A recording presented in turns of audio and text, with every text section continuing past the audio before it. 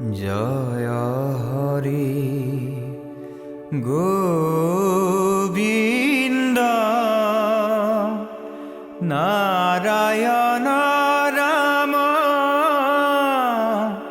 কেশব হরি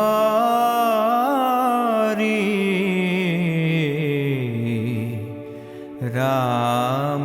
রাম কেশব হরি হে হরি হে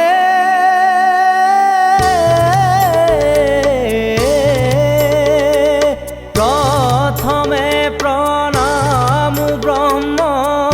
রূপী সনাতন হে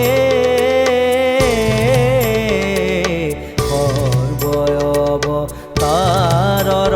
কারণ নারায়ণ জয় রাম রাম কেশব হরি হরি হে